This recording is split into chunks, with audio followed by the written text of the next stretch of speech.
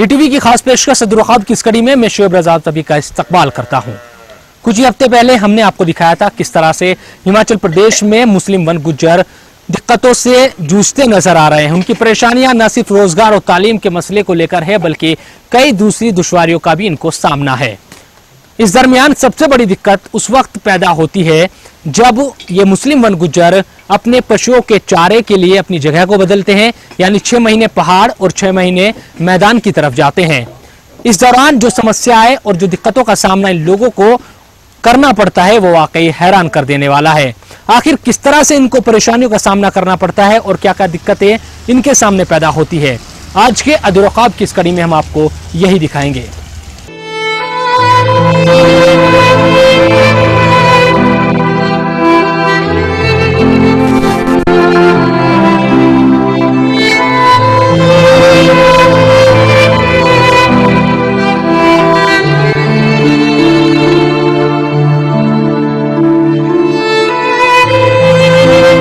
कुदरती खूबसूरती को अपने आप में समेटे पहाड़ में जब बारिश की छींटाकशी होती है तो ठंड के मारे लोग इसी तरह ठिठुरते नजर आते हैं।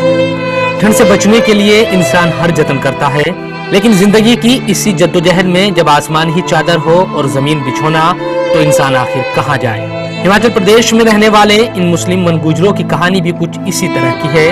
वो भी आसान जिंदगी जीने के लिए लाख जतन करते हैं, लेकिन किस्मत तो देखिए कि आज तक भी अपनी इस कोशिश में वो कामयाब नहीं हो पाए। पहाड़ों में रहने वाले मुस्लिम वन गुज्जरों के लिए सबसे ज्यादा परेशानी उस वक्त खड़ी होती है जब ये लोग 6 महीने के बाद अपने ठिकाने को बदलते हैं, यानी सर्दियां शुरू होते ही मैदान की तरफ कदम बढ़ाते हैं और गर्मियां शुरू होते ही पहाड़ पर चढ़ते हैं। ये वही महीने हैं जब वन गुज्जर अपने पशुओं के चारे की कमी के कारण दूसरे सूबों का रुख करते हैं, लेकिन इस दौरान उनको महीने भर तक किस तरह की तकलीफों का सामना करना पड़ता है, यही जानने की कोशिश जब हमने की तो यकीन मानिए इन लोगों की मुश्किलात देखकर एहसास हुआ कि आज के दौर में भी इनकी जिंदगी कितनी मुश्किलों भरी है। अपने पशुओं के चारे की तलाश में वन गुज्जरों का एक काफिला पंजाब की तरफ बढ़ रहा है। करीब महीने भर की जद्दोजहद के बाद ये लोग अपनी मंजिल तक पहुंच पाएंगे, क्योंकि कुल्लू और मंडी के पहाड़ों से गुजरते हुए ये लोग चल तो रहे हैं, लेकिन तकलीफों का साया इनका पीछा नहीं छोड़ रहा। कुल्लू के पहाड़ों में पहुंचते ही इस काफिले पर बारिश की बूंदों की बौछार हो गई। ऐसे में लोगों को अब पहाड़ का साया ही सबसे बेहतर लगा। इनकी मजबूरी है कि ये यहीं रुके और बच्चे हो या महिलाएं सब ठंड में ठिठुरते दिखाई देने लगे। अलाउद्दीन कहते हैं कि तकलीफ तो है, लेकिन क्या करें, जिंदगी इसी तरह गुजर गई है। पशुओं का दूध बेचना ही इन लोगों का मुख्य रोजगार है। ऐसे में अगर घास वाले इलाके में नहीं जाएंगे तो दूध कैसे बेचेंगे। ये तो 1 महीने का सफर है, ये पूरा नीचे जाने के लिए और 1 महीना ऊपर आने के लिए 2 महीने लग जाते हैं आने जाने में हमारे। और बारिश में भी चलना पड़ता है, धूप में भी चलना तो पड़ेगा दिन रात, नहीं तो रास्ते में रुकने का कोई प्रबंध है नहीं। घास की मिलता नहीं घास रास्ते में, इसलिए चलना पड़ता है। क्या क्या परेशानियां आती है, किस तरह की खाने की तो ऐसे जी कभी मिल जाता है, खाने को बना लेते हैं, कभी बारिश में बनता नहीं, फिर ऐसे ही चलना पड़ता है भूखे ही। और रात को चलते हैं ज़्यादा, अगर ट्रैफिक ज़्यादा होता है इसलिए हम रात को निकलते हैं। हाँ, अभी बच्चे भी छोटे साथ में चलते हैं। एक जगह जी फिर गुजारा नहीं होता है पशुओं के साथ, और कोई हमारे पास बिजनेस है नहीं, धंधा नहीं कुछ, यही है पशुओं का। और एक जगह घास की कमी होती है, पालना मुश्किल है, इसलिए घूम फिर के टाइम पास कर रहे हैं। सवाल सिर्फ ये नहीं कि लोगों को महीने भर से भी ज्यादा सफर साल में 2 बार अपने पशुओं के साथ करना पड़ता है, बल्कि इस दौरान अक्सर सफर रात के वक्त होता है, क्योंकि दिन में सड़कों पर ज्यादा गाड़ियां चलती है। इस दौरान जब ये लोग कहीं पर भी रुकते हैं, वहां इनके पशुओं के लिए चारे की भी बड़ी समस्या पैदा हो जाती है। कई परिवार एक साथ पशुओं को लेकर जाते हैं। ऐसे में अगर 50 मवेशी भी हो जाए तो उन्हें चारा कहां से खिलाया जाए। बशीर मोहम्मद कहते हैं कि कई बार तो खुद भी बच्चों के साथ भूखा रहना पड़ता है, क्योंकि पहाड़ों में चलते चलते खाने का इंतजाम नहीं हो पाता। सर मुश्किल तो वैसे ये लगभग मुश्किल ही रहती है, 12 महीने में मुश्किल ही है। यहाँ से हमें अपने घर बार छोड़कर पंजाब जाना पड़ता है।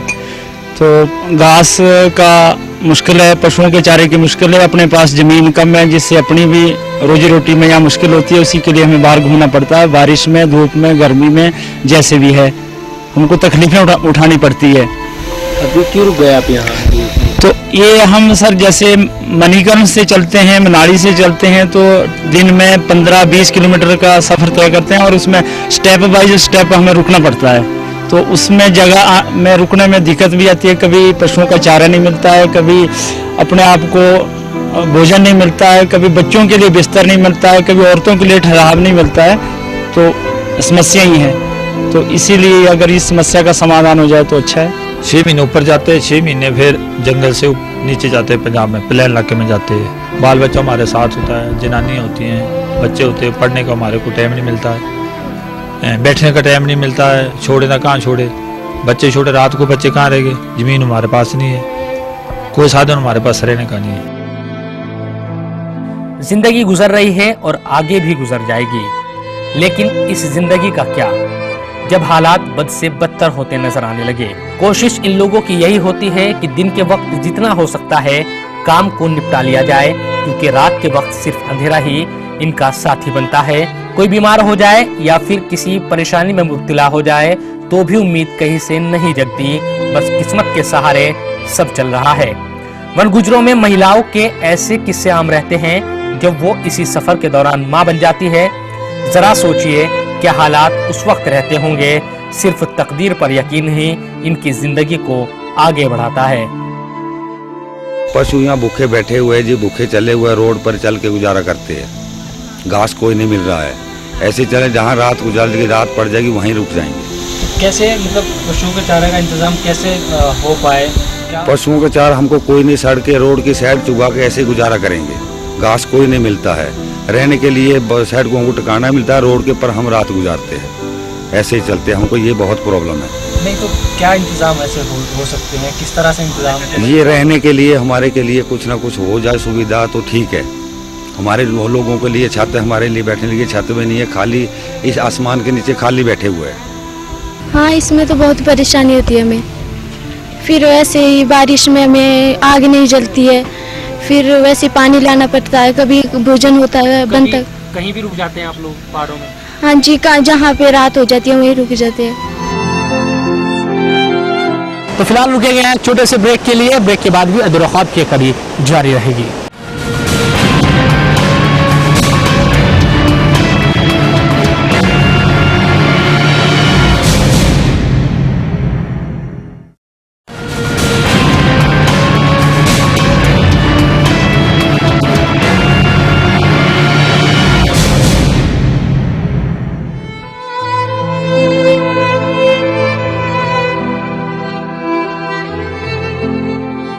इन लोगों का यह सफर साल में 2 बार होता है और इसकी कई बार बड़ी कीमत इन लोगों को चुकानी पड़ती है। लेकिन क्या करे, कोई दूसरा रास्ता भी नहीं नजर आता। सरकार कहती है कि उसने कोशिश की है और वो आगे भी कर रही है, लेकिन कहीं तो कमी है जो आज भी इन लोगों में बड़ी तादाद ऐसे लोगों की है जिनके पास अपना स्थायी घर नहीं और ये आज भी बुनियादी जरूरतों से महरूम है। जंगल ही इनका घर है, पहाड़ ही इनका साया बना हुआ है। जरा सोचिए, जब जंगलों और पहाड़ों के बीच बगैर किसी सहूलियत की जिंदगी गुजरे तो इनके बच्चों की तालीम का क्या होता होगा। पढ़ाई का कुछ नहीं है, बस जहाँ सर्दियों को बैठते हैं 6 महीना वहाँ लगाते हैं, उसके बाद हम जंगल को चले जाते हैं। वहाँ हमारा सुविधान कुछ नहीं, इनको पढ़ाने का कोई संविधान नहीं है। यह हमारी बहुत प्रॉब्लम है। जब कोई अपना स्थायी ठिकाना ना हो तो कैसे पढ़ते होंगे इनके बच्चे। यकीनन ज्यादातर बच्चे अनपढ़ रह जाते हैं। वन गुजरों के इसी काफिले में मौजूद नजीरा सबसे ज्यादा पढ़ी लिखी है क्योंकि उसने 12वीं तक पढ़ाई की है। नजीरा के लिए ये भी इसलिए मुमकिन हो पाया क्योंकि वो सालों तक एक ही जगह रुकी रही और माँ बाप पर पढ़ाई के लिए प्रेशर बनाए रखा। लेकिन 12वीं के बाद वो चाहते हुए भी आगे नहीं पढ़ पाई। मन उदास हो जाता है जब नजीरा कहती है कि वो तो चाहती है कि पढ़ाई करे, लेकिन पैसे ही नहीं घर वालों के पास, ऐसे में कॉलेज कैसे जाए। अब जिंदगी इन्हीं पशुओं को चराने में गुजरेगी या फिर तकदीर में कुछ और लिखा है, ये खुद नजीरा भी नहीं जानती। नहीं, स्कूल टाइम तो मैं वैसे घर में रहती थी, पर वैसे आगे पढ़ने की इच्छा थी, आगे फिर पढ़ाई हो नहीं पाई, कॉलेज भी नहीं गई। या कुछ और कोर्स पढ़ाई भी की तो साल भर आप घर ही रही तब। छुट्टियों में जाते थे हम। आगे फिर इतने पशुओं के साथ जाना पड़ा, फिर इतनी आगे थे, इतनी पढ़ाया भी नहीं, घर वालों के खर्चा नहीं पूरा हो पाता था। तब वैसे पढ़ने की इच्छा तो थी हमारी आगे। कहाँ डिग्री कॉलेज था? अब अगर हमारा कोई ऐसे खर्चा की कमी थी, आगे पढ़ा नहीं पाए घर वाले, वैसे पढ़ने की इच्छा तो थी हमारी कि हम आगे बढ़े। ज़्यादातर होता ये है कि बच्चे को जो सरकारी तौर से जो स्कीमें जैसे मिड डे मील, वर्दी, बैग वगैरह वो तो सबको मिलते हैं और मुस्लिम बच्चों को भी उसमें मिलते हैं, लेकिन जो बच्चे पढ़ना चाहते हैं और आगे करना चाहते हैं उसमें बहुत सी मतलब ऐसी स्कीमें हैं जिनका वो लाभ किस कानूनी पेचीदगियों की वजह से मिले, जैसे कि 15 सूत्रीय जो सरकार का कार्यक्रम है उसमें वजीफे वो नहीं ले पाते हैं। ख़ास तौर से मुस्लिम जो बच्चे हैं उनको वजीफे इस वजह से नहीं मिल पाते हैं कि यहाँ पर सर्टिफिकेट जैसे इसमें बनवाने पड़ते हैं, उनको सर्टिफिकेट को लेने के लिए वो अप्लाई ही नहीं कर पाते हैं जो कि इसका वो फ़ायदा उठा सकें। 12वीं क्लास में जिस लड़की के नंबर ऐसे हालातों में रहते हुए भी 65% आए तो उसके होशियार और मेहनती होने में किसी को कोई शक नहीं होना चाहिए। लेकिन जिन हाथों में आज कलम और किताबें होनी चाहिए थी, किस्मत तो देखिए। ऊंचे ऊंचे पहाड़ों और घने जंगलों में बारिश की ठंड के बीच बैठकर वो लड़की आज पशुओं के साथ एक लंबे सफर के लिए निकल पड़ी है। नजीरा तो एक नजीर पेश कर सकती थी, बशर्ते उसे कोई थोड़ा ही साथ देने वाला होता। परेशानी सिर्फ ये नहीं बल्कि लोगों के बच्चों का मुस्तकबिल भी तब तक रोशन नहीं हो सकता जब तक कोई स्थायी ठिकाना नहीं होगा और यहाँ तक इनके मुख्य रोजगार पशुओं के चारे के लिए कुछ जमीन की व्यवस्था सरकार नहीं करेगी।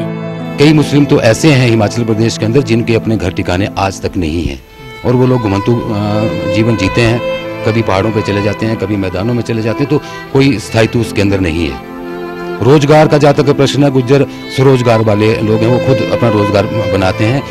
हालांकि कई गुजरों के साथ ऐसा हुआ भी है और वो एक ही जगह पर अपने घरों में रह भी रहे हैं, लेकिन जो लोग बचे हैं उनके लिए भी सरकार को योजना बनानी पड़ेगी। ये लोग ये भी शिकायत करते हैं कि सरकार उन्हें जंगलों में रहने का परमिट देती है, लेकिन जिन जंगलों में ये लोग जाते हैं और 6 महीने गुजारते हैं वहाँ इन लोगों से कुछ स्थानीय लोग भी पैसा वसूलते हैं, वरना वो इन्हें रहने ही नहीं देते। इस तरह से इन लोगों की दिक्कतों में और ज्यादा इजाफा हो जाता है। हम वहाँ जाते हैं, जंगल में जाते हैं, गवर्नमेंट ने हमारे को परमिट दिया हुआ है, गवर्नमेंट ने परमिट दिया हुआ है, जंगल में जाते हैं, लेकिन जंगल में जाके गांव वाले हमारे से 500 रुपये एक भैंस का लेते हैं, गाय हुई भैंस हुई 500 रुपये लेते हैं। 500 जब तक नहीं लेता तक हमारे परमिट नहीं काटते। जंगलात वाले BO होया, गार्ड होया, जो जंगलात वाले है गवर्नमेंट परमिट नहीं काटती है, जब तक उसकी NOC नहीं मिलती तब तक परमिट नहीं हमारे काटे जाते। अभी भी कितनी बड़ी आबादी आप लोगों में जिनके पास घर नहीं है? हमारे पास काफ़ी आबादी है, 30-40 घर है जिसके पास आते हैं, 6 महीने ऊपर जाते हैं। हाँ, कुल्लू की बात नहीं कुल्लू की बात करता हूँ। 30-40 आदमी ऐसे घर है जिसके ज़मीन नहीं है, जगह नहीं है, 6 महीने ऊपर जाते हैं जंगल में, 6 महीने फिर नीचे जाते हैं। बस गवर्नमेंट 2-2, 4-4 बिस्वा दे दे बैठने के लिए, हमारे को बस वही दिक्कत है। बच्चों को हम स्कूल छोड़ते हैं लेकिन बच्चे अनपढ़ हमारे, कुछ बैठने को जगह मिल जाए गवर्नमेंट दे दे, हमारे पास कोई ज़मीन नहीं। बाकी बड़े पहले से रहते 30-40 साल। रोजगार का है, दूध बेचते हैं आप लोग, तो क्या दूध का रेट ही नहीं सर, कुछ नहीं, दूध का रेट नहीं। जैसे भैंसें पाली उन्होंने 20-25 भैंसें पाली है, 30-20 रुपये से ऊपर दूध नहीं ले रहे लोग हैं। वो में कम से 20-25 किलोमीटर ऊपर से उठा के लाना पड़ता है जंगल से ले आके नीचे बाजार में बेच रहा हूँ 20 रुपये किलो, 20 रुपये के साथ कुछ नहीं मिलता। फिर जिस टाइम रास्ते में हमारा माल जाता है फिर हमारा दूध ही नहीं बिकता। शहर में दुकानों वाले बोलते हैं 12 महीना दो, 12 महीने कहाँ देंगे हम। सरकार ने परमिट दिए है हमारे को ऊपर जंगलों के, और वहाँ भी परेशान करते हैं हमारे को। उधर के जो लोकल लोग हैं गांव वाले, वो बोलते हैं हमारे को पैसा चाहिए तब, इसलिए नहीं तो वो NOC नहीं देते हमारे को चराने के लिए, इसलिए फिर वो कोई 50,000 मांगता है, कोई 60,000, कोई 20,000 ऐसे ही देना पड़ता है। तो तब दे के फिर 2 महीने 3 निकाल के हम फिर वापस आ जाते हैं। तो अधूरा ख्वाब में वक्त तो चला एक और छोटे से ब्रेक का। ब्रेक के बाद भी अधूरा ख्वाब के करीब जारी रहे।